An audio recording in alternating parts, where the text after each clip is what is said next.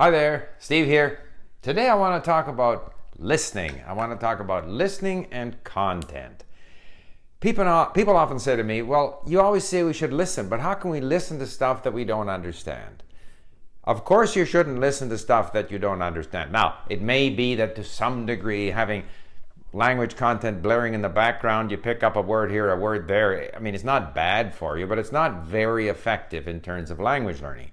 Ultimately, you have to listen to things that you can understand or that you can have a chance of understanding, where you understand 50, 60, 70%. So how do you get there? Well, obviously you start with easy material, short material where you have the transcript, where you can look up the words, where you can listen over and over again, where it's easy and stuff. But ultimately, to become fluent, you need to listen to more substantial, interesting, compelling content. So I think it's very important that in our language learning strategy, we start thinking about how to find that compelling content. I believe that what you use as your starter material, whether it be Teach Yourself, Assimil, Duolingo, beginner material at Link, it almost doesn't matter. That's that, as I described in my previous video, that's that steep part of the upside down hockey stick. You got to get through it. It's not going to be very compelling, interesting, but you're motivated because you want to get a grip on that language. But once you get to the longer shaft in the learning process, you have to find interesting content. And there's a lot of it out there. When I compare, say, to 50 years ago, I mean, there's audible.com, there's Il Narratore for Italian content, there's Audioteca, which I found, which has a number of languages, audio, like audio, T-E-K-A. So you can find lots of audio material. Then you have to look for the transcript to go with that.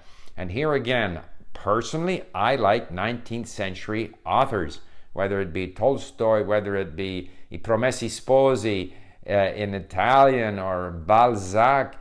I love that stuff, and it has the advantage that you can find the transcript free of charge. You can find the ebook free of charge on Gutenberg.org. You can import that into Link if you're on Link, so you can learn the words and phrases as you're listening to the audio.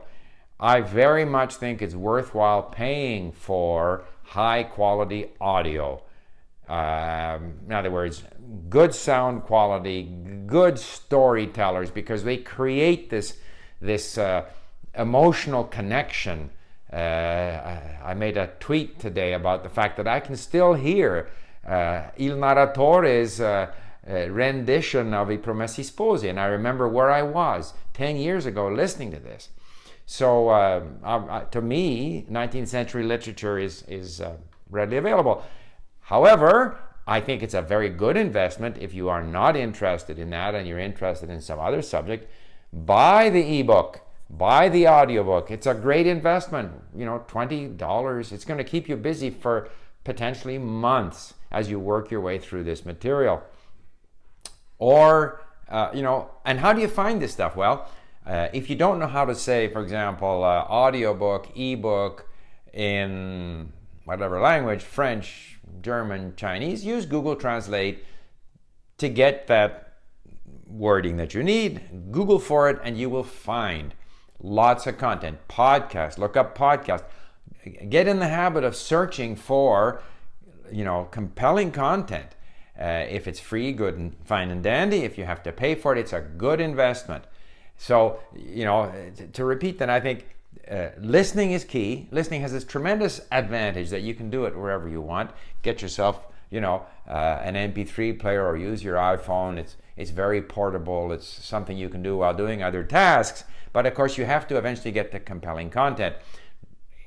To my mind, what beginner material you use almost doesn't matter. And you may also want to move to the sort of intermediate level material, which is these graded readers. And there again, you can search for graded readers in Spanish. I know Ollie Richards in the UK puts out a good series of graded readers in these different languages.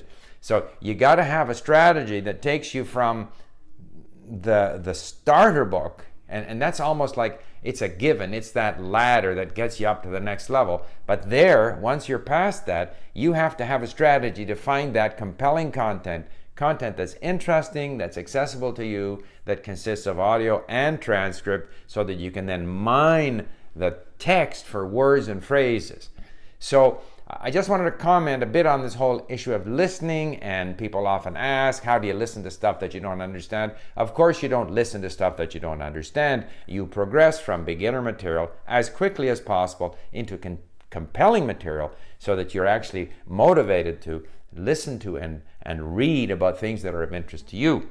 So hopefully that is of interest.